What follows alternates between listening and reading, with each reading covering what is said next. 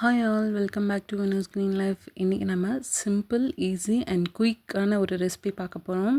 Tiffin sambar. இது வந்து தோசைக்கு, இட்லிக்கு, அதுக்கப்புறம் வந்து சூடான ஒயிட் ரைஸ்க்கெல்லாம் நம்ம சாப்பிட்லாம். ஸோ ஃபஸ்ட்டு 1 கப்பு துவரம்பருப்பு, அது கூட 2 ஸ்பூன் பாசிப்பருப்பு எடுத்துருக்கோம். நல்லா கழுவி எடுத்துக்கலாம். அப்புறம் சின்ன வெங்காயம், பூண்டு, ஒரு தக்காளி, இது எல்லாத்தையும் வந்து குக்கரில் ஆட் பண்ணிக்கலாம்.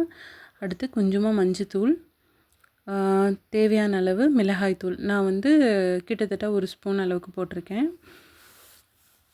ஆட் பண்ணிவிட்டு அது கூடவே வந்துட்டு சாம்பார் தூள் கொஞ்சம், அது எந்த சாம்பார் தூளாக இருந்தாலும் பரவாயில்ல, வீட்டில் அரைச்ச சாம்பார் பொடியாக இருந்தாலும் பரவாயில்ல, ஆட் பண்ணிக்கலாம். கூடவே கொஞ்சம் தண்ணி வந்து பருப்பு வந்து வேகிற அளவுக்கு வைங்க. அதாவது கரெக்டாக வைக்காமல் கொஞ்சம் எக்ஸ்ட்ராவாக தண்ணி விட்டுக்கலாம். இப்போது ஸ்டவ் ஆன் பண்ணிவிட்டு குக்கர் அடுப்பில் வச்சிடலாம். தேவையான அளவு உப்பு, சாம்பாருக்கு தேவையான அளவு உப்பு, கொஞ்சமாக பெருங்காயத்தூள்,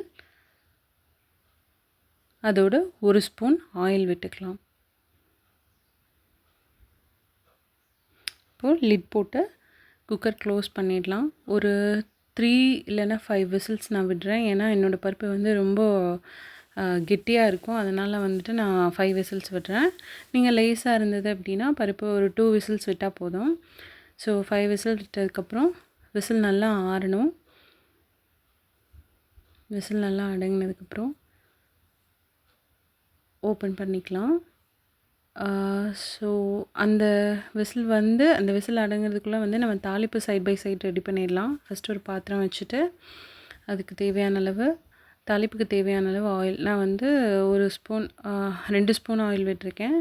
ஆயில் விட்டதுக்கப்புறம் எண்ணெய் லைட்டாக காஞ்சிடணும்.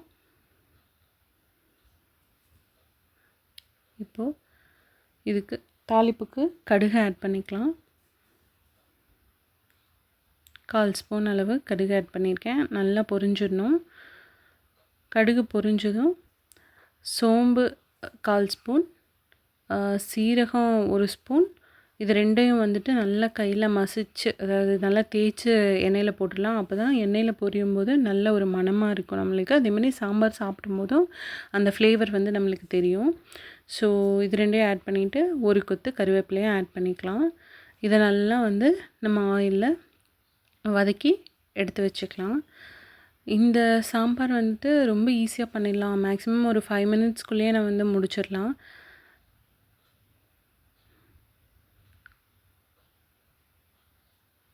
இப்போது கருவேப்பிலையும் ஆட் பண்ணிட்டோம். கருவேப்பிலை நல்லா வதங்கினதுக்கப்புறம் சைடில் எடுத்து வச்சுருங்க. இப்போ விசில் நல்லா அடங்கிடுச்சு. நம்ம குக்கர் ஓப்பன் பண்ணி பார்க்கலாம். சுட சுட சாம்பார் வந்து ரெடி ஆகிடுச்சு. ஸோ இந்த கன்சிஸ்டன்சி தான் எனக்கு வேணும். ஏன்னா நம்ம பருப்பு கொஞ்சமாக கடித்து சாப்பிட்ற மாதிரி ஃபீல் இருக்கணும். சாம்பார் ரொம்பவுமே கொல கொலன்னு இருந்தால் சாப்பிட முடியாது இல்லையா? அதே மாதிரி பாசிப்பருப்பு போட்டனால உங்களுக்கு ஓரளவுக்கு நல்லா கெட்டியாக இருக்கும். ஸோ நல்லா மத்து வச்சு கடைஞ்சி விட்டுருங்க. இப்போது தாளிப்பு எடுத்து வச்சுருக்கிற தாளிப்பையும் வந்துட்டு இந்த சாம்பாரோட ஆட் பண்ணிடலாம். வேணும்னா நீங்கள் இந்த ஸ்டேஜில் ஒரு 2 கொதிக்க வச்சு இறக்கிக்கோங்க. ஸோ மல்லி இலை தூவி நம்ம வந்து சாம்பாரை ட்ரான்ஸ்ஃபர் பண்ணிடலாம். ரொம்ப ரொம்ப சிம்பிளாக, டேஸ்டியாக, குயிக்காக பண்ணக்கூடிய ரெசிபி. நான் வீட்டில் இன்றைக்கி இதுதான் பண்ணேன். இன்றைக்கி மார்னிங் டிஃபன் பார்த்திங்கன்னா சாம்பார், அதோட கோதுமை தோசை. நீங்கள் வீட்டில் என்ன டிஃபன் செஞ்சீங்கன்னு எனக்கு ஷேர் பண்ணுங்கள். அதே மாதிரி இந்த சாம்பாரை கண்டிப்பாக உங்கள் வீட்டில் ட்ரை பண்ணி பாருங்கள். ரொம்ப ஈஸியாகவும் இருக்கும், அதே சமயத்தில் ரொம்ப டேஸ்டியாகவும் இருக்கும். கடைகளில் நம்ம சாப்பிட்ற சாம்பார் மாதிரியே இருக்கும். உங்களோட ஃபீட்பேக் எனக்கு கண்டிப்பாக ஷேர் பண்ணுங்கள். அதே மாதிரி நம்ம சேனலை தொடர்ந்து பார்க்குறதுக்கு சப்ஸ்கிரைப் பண்ணிக்கோங்க. தேங்க்ஸ் ஃபார் வாட்சிங்.